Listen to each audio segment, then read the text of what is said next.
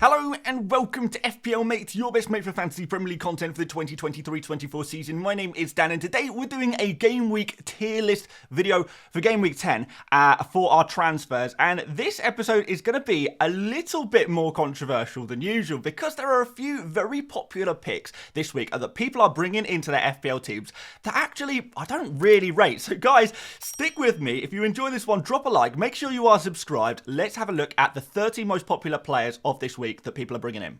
Alright, so as always, we are going to be doing the 30 most popular transfers in of the game week and ranking them of how good they are as transfers for this specific game week. How good are they to bring in this week? And we're going to start off with Charlie Taylor, who's going to go straight in the optional category. He is a 3.9 million defender. If that's what you need in your team, he's absolutely fine. He is going to serve that purpose as being that cheap defender that can occasionally come on and get you some points, but very, very rarely you're going to be looking to start this player. Saying that, there are a couple of good fixtures coming up for Burnley, including a game against Sheffield United, which could be an interesting one to bring him in very, very occasionally. But in general, he's going to be a player you just leave on your bench. At 3.9 million, that's absolutely fine. Next up, Neto. He's going to go straight into the avoid category for this game week, just because we've got a fixture against Newcastle next, and we've all seen how many clean sheets Newcastle have been getting recently. In fact, it's pretty much every single game week. The only time I have of recent memory where Newcastle haven't kept a clean sheet was that game against West Ham, where they did concede a couple of goals in that game. But other than that,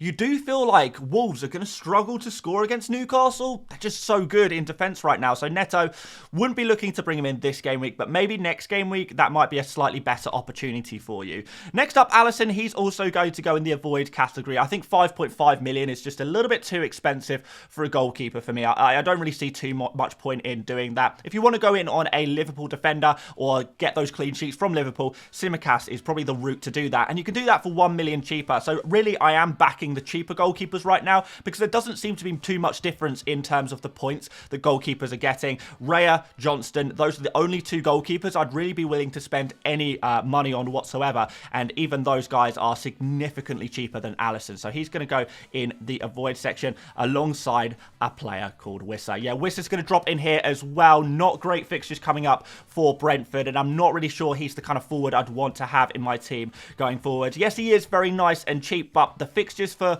Brentford just aren't great. I don't really rate Brentford's form that much, and Wissa, his consistency hasn't really been there. I think it was a fine pick for last game week in the nice easy fixture against Burnley, but moving forward with the bad fixtures, he wouldn't be a player I'd be looking to bring in. Saying that, if I had him already and he was difficult to remove, I don't think there's too much problem with keeping him, but wouldn't be buying him. No way. And Saliba is another player who's going to go in the avoid section. So we're packing this section up nice and early. No sitting on the fence here from FPL Mate today. Yeah, Saliba, the only reason he is going down so low is because I just don't really see any value in going for Saliba. When we look at the Arsenal defenders, we've got Saliba, Gabriel and Ben White will probably be the three popular picks in defence for Arsenal, as well as Raya in goal. Out of those four players, Saliba would be the last one I'd pick. I'd only slightly put him above Zinchenko because I think Saliba's more nailed on than Zinchenko. But Saliba compared to Gabriel costs 0.5 more and he actually gives you much less attacking threat. Look through Saliba's numbers. He doesn't shoot. He doesn't create. He does nothing. He sits there in defence and is an absolute beast in defence. Don't get me wrong. I do like the Arsenal defence and I feel like a Saliba clean sheet is coming this game week, but 6 points is your ceiling. And I feel like you can get a bit more from someone like Gabriel, for example, using that attacking threat from those set pieces, particularly against a team like Sheffield United. So he's going to go in the avoid section. And shall we keep the trend going? Yeah, I think we should. I'm going to put Archer in the... I don't know whether to put him in the avoid or optional. He's really not that bad as a pick. My issue with Archer is that he's only really scoring 2 points per game week. He's not getting attacking contributions whatsoever. He's not actually shooting that much. He's not creating that much. Sheffield United attack right now in general is just not very good at all. And you may as well just spend 4.3 million on a forward if you're never going to play this player. Because be honest, are you ever going to play Archer? The answer is probably no. So therefore, just drop him to your last slot into defense and downgrade him to a Mubama or an Osula, both 4.3 million defenders, and save yourself 0.2. That's what I would do personally. That's what I have done personally. So definitely back in that one. But maybe some people will disagree with that one, would be more willing to spend the 0.2 there. But honestly, I would rather spend the extra money on my first bench defender, for example, because I think you get a bit more value for money money out there, and you can get a higher ceiling than 2 points, which is just not good enough. Not good enough for a player we would consider playing. Next up, Diaby. Diaby's a really interesting one because he hasn't been getting results recently, but the next fixture is against Luton Town. And because Diaby has such great positioning, playing super high up the pitch, he always looks like he's open to score goals. Perhaps unlucky not to get an assist in game week 9. And if we did get an assist or two last game week, then we might be having a slightly different conversation. But in general, he has looked good. He's passing the eye test. And I think that's important when we're looking for players who are going to do well in the future. The underlying numbers have not quite been there. So really, we're picking Diaby because of his fixtures, not because of his stats necessarily. So good transfer. I would be unwilling to put him any higher than that. He's probably on the chopping block a little bit for current owners as we move further forward after this Luton Town game. But the Luton game, yeah, Diaby, of course, he's a player you'd be excited about, but that's about it. Moving on to Romero, I think he's probably optional at this point. I would not be going for Spurs defenders necessarily right now. There's still a couple of fixtures where Spurs could keep some clean sheets, but in general, there is no safe clean sheet game for Tottenham Hotspur. They always look like they're conceding chances. Even against Fulham, they did concede plenty of chances in that game and maybe got away with it a little bit at times. But Vicario is a fantastic goalkeeper who will help them keep clean sheets. But for 4.8 million, I want a little bit more, and I think there are other defenders that are going to be better than the Spurs guys right now. So Romero, he's okay, he's optional, but no more than that. Kind of Mbeumo would be a similar situation. Not necessarily a bad pick on his own, but the fixtures aren't great for him, and there are a lot of better options in midfield right now. So he's going to drop into the optional category as well. The one benefit you get with Mbeumo is you do get those penalties. So even in these tougher fixtures, you never know when you're going to get a random penalty, and that is going to breed results. Obviously did very well against Burnley, but not every game week you play against Burnley. And I feel like a lot of us in the past this season have very much been caught up and knee-jerking players in after they've just played against a Burnley or a Luton and expect the same results to continue in the much tougher games, and it's just not happening. There seems to be a big gulf this season in the quality between some of the better teams and some of the worst teams in the Premier League, and therefore we're getting a lot of big scores in individual game weeks that aren't necessarily scores that could be replicated after that. Now, next up, Gabriel, and I'm going to put him straight in great transfer. I think if you're looking for a new defender, he would be very high on my list. He would arguably be the first defender I'd be going for this game week. And I mentioned this earlier very briefly, but when we're going against Sheffield United, first of all, Arsenal, fantastic defence. They're very likely to keep a clean sheet in that game. But we've seen that Sheffield United concede a lot of header goals from those set pieces, and Gabriel is the header aerial threat specialist in Arsenal's team. So if we're going to see a couple of set pieces in this game, Gabriel's going to be on the end of them. And I really can see this being a game where you can get lucky with a header goal from your defender and get a mega score from him. Going forward, I like the Arsenal defence. I think Gabriel's played super well, should be nailed on from here on, and he's only 4.7 million, and that's an insanely good bargain for a strong defence and a decent aerial threat. So when you compare players like Gabriel to Romero, what we've got in Gabriel is we've got a better attacking aerial threat, and we've got him playing for a team that is more likely to keep clean sheets as well. So you get a lot of benefits from playing with a Gabriel over a Romero when we look forward to the very good fixtures that Arsenal have for quite some time now. So he's going to go in there. Van de Ven, another Spurs defender, going to stick him next to Romero, slightly cheaper. You'll probably say slightly worse bonus point potential, slightly worse attacking threat. So, you know, you get what you pay for. If you want to go a little bit cheaper on Van de Ven, you're going to get a little less output as well, which is fine if you want to do that. Areola is up next, an optional goalkeeper. Yeah, absolutely fine to go for him. 4.2 million. Great fixtures coming up for West Ham, so that's definitely something that's interesting. But again, cheap goalkeeper, you're going to get mixed results from him, but to be fair, right now we're getting mixed results from every goalkeeper, so you definitely can see why that would happen. But I would prefer Areola to Alisson. You save a lot of money, 1.3 million cheaper, and I feel like Areola is not 1.3 million worse than Alisson, so therefore a decent, not a bad pick. Next up, this one might be a little bit controversial, and I'm going to put Lascelles in the avoid category for now. I'm not really sure exactly where I'd put him in the avoid category. The problem is, I in some ways, I understand it because he's a better option than Taylor when both of these play, and both of them are 3.9 million. My issue is that Botman is going to be back very soon, and as soon as Botman is back, Lascelles is going to be pretty much useless to you. This could happen within the next week. It could happen in game week 10. It could happen in game week 11. It's probably not going to be much longer than that.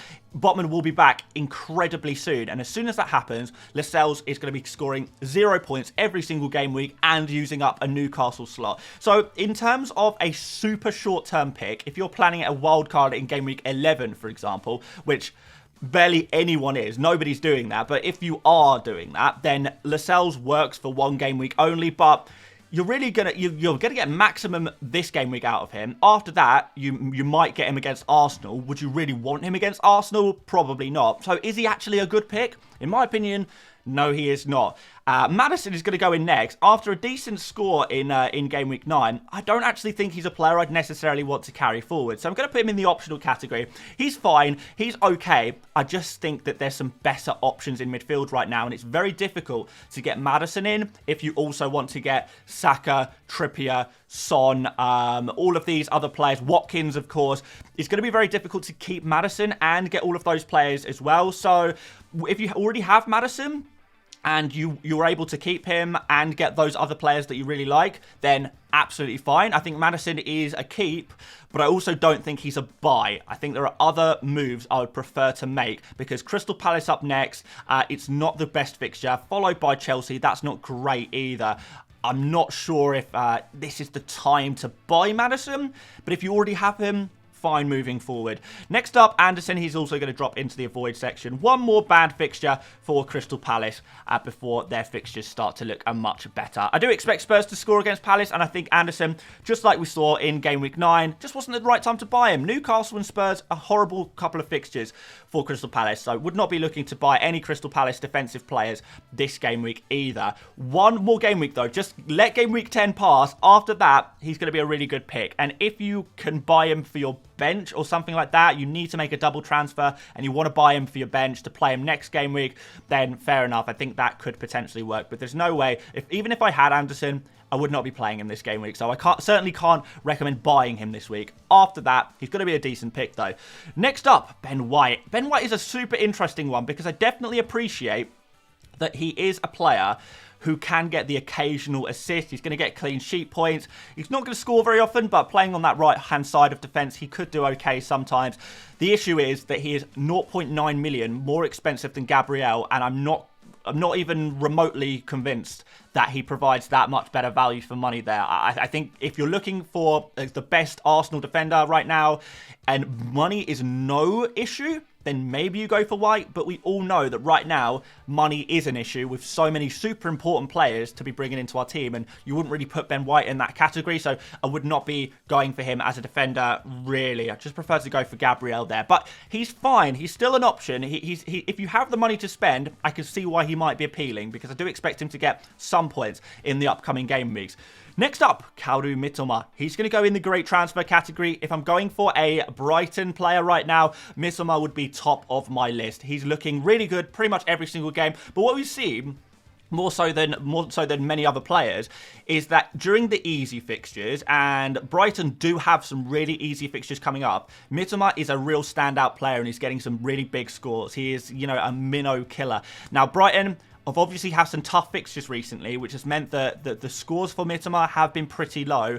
But moving forward, I do expect that to change. So if you have the budget to go for a 6.5 million midfielder right now, he would be the guy I would go for. A great transfer, really good value for money there.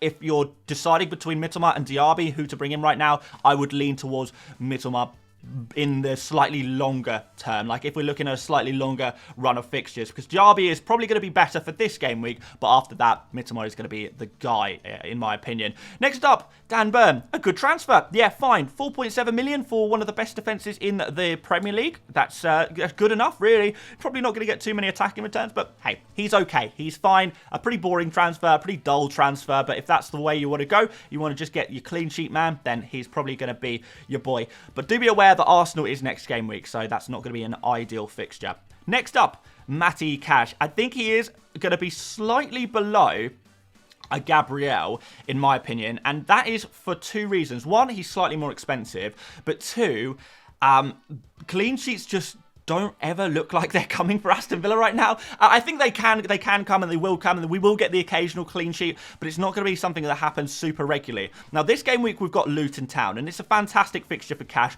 so much so that maybe I should be moving him up to the great transfer category, but I just feel like there's a couple of defenders I prefer to cash right now, so he wouldn't be in my top tier ideal back three right now, especially if we look long term and we're looking at team structure and team value and where we want to put our money. He wouldn't be like in the absolute top tier, but he's certainly close to it. If you have cash right now, there is no way you sell him. You keep him. You've got to keep him. The fixtures are just too good.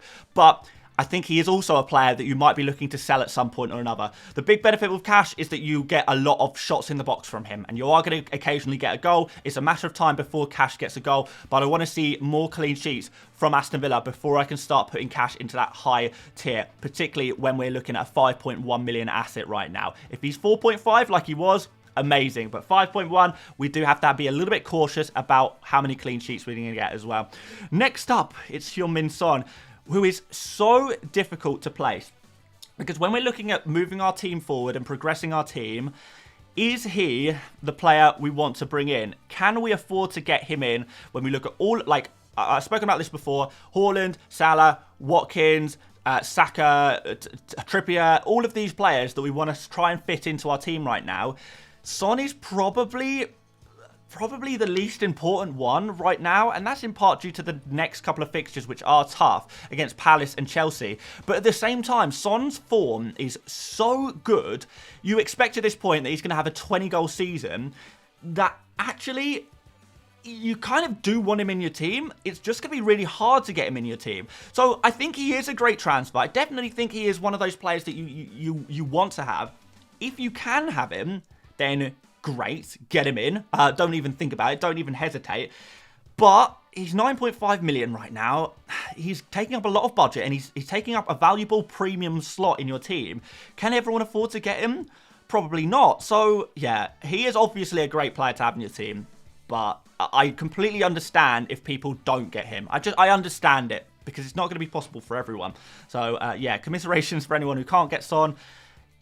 Yeah, it's probably been a tough couple of game weeks if you still haven't got him yet, but I think it's going to get slightly worse before it gets better again for Son, if that's any consolation at all. Anyway, let's move on. Gordon, he's like, okay, I guess. He's not a player I'm terribly excited about, to be honest. I guess maybe he's a good transfer because that 5.6 million price tag is a very nice one. Obviously, very, very cheap there. A decent enabler in order to get other players into your team. But there are a couple of tough fixtures from an attacking standpoint that Newcastle have coming up. And I do worry a little bit with Champions League, whether there might be a little bit of rotation for Gordon there. You know, we're seeing Murphy get game time. We've got Almer on there as well. Isak can play on the left-hand side when he's fit again. So I think Gordon, we are going to see at some point him getting rotated. But value for money, he's obviously a very decent player. Next up, Jared Bowen. He's also going to be a great transfer. Really, really like Bowen at the moment. Maybe you even put him higher than Son just because of the much cheaper price tag that he has. So we're going to slip him in there. Yeah, he's just doing really well at the moment. He's playing us like very, very far forward, taking plenty of shots. His underlying numbers are through the roof. He passes the eye test, and West Ham have some great fixtures. So overall, Bowen, thumbs up. Yeah, great transfer. I like the look of him a lot. Next up, I think this is where things start to get a little bit controversial, because we've got Julian Alvarez, and I don't really feel comfortable putting him any higher than a good transfer. I really don't, because if we're honest, he's going to get rotated at some point or another. It's going to happen. We've got all of the Man City attackers coming back, and when I was looking through Man City's fixture schedule, the best fixture that Man City have coming up is Bournemouth in 11. All of the other fixtures are pretty tough, really. Other than that, Bournemouth in 11. And if Alvarez is going to get rotated for one game, and given City's depth at the moment, he will get rotated at some point. Bournemouth seems like to be the obvious game where he would get rotated in. So that's going to be disappointing for new Alvarez owners. If you already have him, there's obviously a lot of argument to keep him. If you want to move him to Watkins, I think that is fine. Would you buy him though? I really don't know. It's a really, really tough one. So not completely convinced by this one. I think he is a good transfer, but probably not too much more than that. And I know it's controversial. I really don't know how to feel about Alvarez. He's just not a player that fills me with confidence moving forward, if I'm totally honest. So he's going to drop in good transfer, no more than that. So that's still fairly generous, I think. I feel like I could have dropped him down lower. I could have convinced myself to drop him down lower, but I'm not going to do that. Next up, Tsimikas. Now, Tsimikas, I was looking through some of the expected points for defenders, and Tsimikas is coming up really, really high. Liverpool have got some good fixtures. I think they will keep clean sheets. I think Liverpool are a better defence than they perhaps were last season, and Tsimikas should be playing most games at left-back. He's on set pieces as well on the left-hand side. He's taken some corners, which is really, really good to see. So there's going to be plenty of opportunities for Tsimikas to get points, and therefore he goes alongside Gabriel as two of the top defenders to go for right now. Really like both of these. If you're looking for a new cheap defender, Gabriel and Tsimikas would be the two players that I would be looking at right now. Next up, we're going to do another controversial one, and we're going to drop a player down lower than you guys are going to want me to drop him, but I'm going to do it anyway, and that's Palmer. He's going to go in the optional category. And the only reason he is in here is because of the price. Because I think 5 million is a really, really good value for money. The problem is, with Chelsea, is they have such horrible, horrible fixtures. And Palmer, he is going to be fairly dependent on penalties to get points. We've seen the last couple of game weeks, yes, he has got FPL points, but it's come through penalties, really, hasn't it? The goals he scored have been penalties, which is fine. It's a valid way of getting FPL points, and they're all worth the same. But can we reliably kind of hope for penalties every game week for Chelsea? Of course we can't. Can we expect a penalty every other game week? Well, even that would be insane and pretty much unheard of in the Premier League. If Chelsea get a penalty every 3 or 4 game weeks, I would maybe be more likely to believe that as a possibility. At that point, we're looking at 1 FPL return every 2 or 3 game weeks. Is that good enough? At 5 million, maybe it is. As a bench rotation option, maybe it is. And that's why he drops in the optional category, because he's not going to be a regularly high scoring player in the same way as many of the other players we can see on this tier list will be. So if you just need a super cheap player, then he's fine. Don't get me wrong. But I would prefer a Dingra at 5 million. Because the fixtures are better and the open play goals are there, and they're going to be a possibility. With Palmer, I think because of the fixture difficulty and, generally his open play contributions is not amazing because Chelsea just aren't that good in attack. Therefore, yeah, not totally convinced by Palmer. Sorry, guys. I know you probably want me to put him higher, but I can't do it. I can't do it. I can't do it to myself. I would be lying to myself. He's an option. He's nothing more than that. Next up, Kieran Trippier. The player that everyone who doesn't have seems to find it really difficult to get in. And the people who do have him are having a wonderful, wonderful time. And therefore, he has to go in great transfer, doesn't he? He has to go in this category. He's just so consistent right now. And there's just no other defenders that are doing what he's doing right now. He's the only one. This is what's the difference between going for Trippier and some of the other kind of important players that we're going for at the moment. All of the other big important players are mostly in midfield and in attack. And there are other options in those positions that can get you close to those points. For example, if you can't afford a Son, fine, go for Bowen. He won't quite keep up with Son, but you get a much cheaper player and you can get close to his points. You can still get regular attacking returns from him. With Trippier, you go for a cheaper defender compared to Trippier. You go for a 4.9 million defender like Gabriel or Tsimikas. We know that Gabriel and Tsimikas aren't going to come close to Trippier's points, really. So Trippier as a really long-term set-and-forget hold in your team, I think is very unique in that defensive position, and there's no one else really like him in FPL right now. He doesn't really have a substitute or a replacement there that can cover him. So for that reason, he has to go in great transfer, even at 6.9 million, but I definitely understand why people aren't going for him. It's so hard to pick such an expensive player, but I do really feel that he's an important player and would be one of the first players on my team sheet right now if I was building a team from scratch. Next up, now it's about time we put a player in the must-buy category. And before I do this, I do just want to preface this and say, in the must-buy category, I do think that in general, there are no players that are absolute 100% must-buys. It's just the name of the category. And what I mean by must-buy is a player who is pretty much as close to a must-buy as is possible, because in reality, there's no player that everyone must get. I'm not telling anyone what to do or anything like that. But Saka, Saka is a player right now who I would say is as close to essential as it gets, really. His numbers are insane. The fixtures are incredible. And he's potentially on penalties. He's going to be taking at least some of the penalties for Arsenal. I think now that he's fully fit, he's going to be back on penalties. He's on set pieces as well, many set pieces, and it's just like the talisman of Arsenal right now that we haven't really seen before. He's a captain option in upcoming game weeks. We've got Sheffield United coming up this game week. I think Saka is a perfectly valid captain option for this week. I just can't see a world where I would go about him. His numbers are just too incredible. 8.5 million is a decent price for him, and for this Arsenal team, if you're going to get one Arsenal player, it's Saka. So he's going in the must-buy category. And the next player is the one I've been dreading all video, and this is where everyone types furiously in the comments saying, Dan, you don't know what you're talking about. But I'm doing it anyway. Like I say, I've got to be true to myself when I'm making these videos. I'm going to put myself out there, and it would be very easy for me to say Douglas Luiz is a must-buy player or a great transfer or even a good transfer, but I'm not going to do that.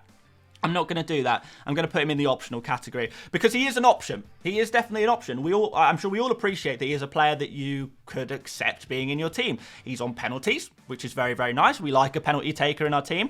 My issue with Douglas Luiz is that he doesn't provide much more from other than penalties. And I was looking through some numbers and some clips. The 2 goals he scored that weren't penalties this season, because he's got 5 FPL returns this season, 3 penalties and 2 open play goals. One of them was really a game state goal. It was, when Brighton were already down like 4 goals to Aston Villa, and they basically switched off. I think it was Ollie Watkins who took a shot. It rebounded back. The Brighton defence were just pretty much given up. They were just ball watching essentially, and Douglas Luiz was just able to smash it in the back of the net. It was a pretty simple, straightforward goal for him against a team that had all but given up. Obviously, we had the long shot as well in game week 9 from him. It's not a shot that goes in every game week, and I feel like Areola could have done a little bit better for that shot as well and saved it. It was a low XG chance, and we've seen all season, looking through the numbers, looking at when Douglas Luiz has been taking shots, they've been super, super low XG chances. And actually, if we look at players for non-penalty XG in the Premier League, Douglas Luiz is... He's not even in the top 100. If we look through every Premier League player for non-penalty expected goals this season, I will repeat this, Douglas Luiz does not even make the top 100 players in the Premier League. That kind of says something. Now, he has a little bit of creativity from set pieces, but in general, Aston Villa are just not very good at set pieces this season. I think Tyrone Mings is a big miss in those set piece scenarios. Aston Villa just are not doing it from set pieces, so there's maybe that as well. I know I'm being pretty down on Douglas Luiz. He is 5.5 million, but if we're being totally honest, what you're going to get from Douglas Luiz is penalty goals. That's going to be the main source of attacking returns from him. You're going to get the occasional long shot from him. That's going to be nice, but there's not going to be any consistency with his FPL returns. And when we're looking at these great fixtures, it's actually much easier to go for a Diaby, who is a player who, you know is going to score in open play or do well in open play, whereas Douglas Luiz, you're not really going to get that as much from him. So he's an option. He's reasonably cheap at 5.5 million. He's going to be on penalties, and he's going to take some set pieces, and he might get occasionally lucky with the odd long shot or a set piece assist. But he's not quite as good as the last few game weeks have maybe made him out to be in terms of FPL points. And I'm ready to get destroyed. I'm ready to get cooked in the comments for saying all of that, but I've got to put it out there. Super popular player. Actually don't rate him that much. He's okay. He's fine, but there are a lot of better options in my opinion, so he goes there. Mo Salah. Yeah, really important player. Again, he's going to go alongside Trippier as a great transfer. The only thing stopping him from being a must-buy is, I think, we're 1 game week too early. I think next game week against Luton Town, Salah will move up into the must-buy category, and he's obviously very expensive as well. And the way a lot of people will be getting Salah will be to sell the likes of Son, which I think is a luxury move. So that's why he's a great transfer, because he's going to be pretty difficult to afford. If you've got like a Bruno and a Rashford in your team and you can make some kind of double transfer there, then that's probably going to be your way to get Salah. And if you're on a wild card, obviously Salah is going to be in that team. Which leaves us with one more player. It's going to be Ollie Watkins. Is he more important than Saka?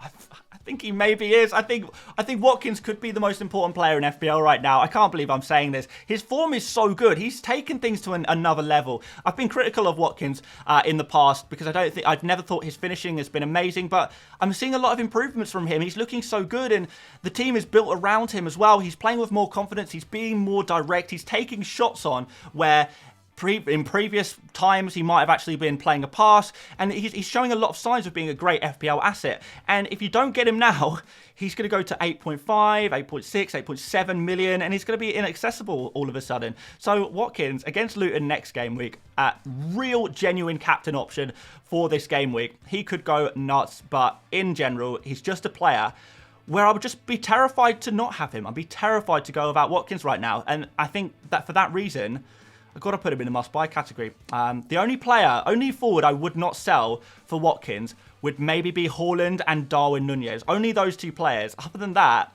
Watkins is like the most essential forward in the game, and I also would still prefer him in general. And he'd be the first player on my wildcard draft. If I'm making a wildcard, the first two players are Watkins and Saka. So therefore, we have to put him in the must-buy category because he's as close as you can possibly get to that situation. And there we go, guys. That is the tier list completed.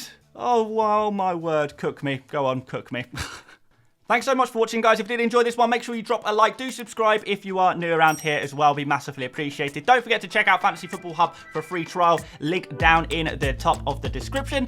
Check out another video here. We did a long stream last night where we answered a lot of questions and covered a lot of major topics in FPL. So don't forget to check out the stream if you have the time to watch some longer form stuff, I guess. But aside from that, thank you so much for watching. Once again, buy, sell, keep, avoid coming tomorrow, and I'll see you later, mates.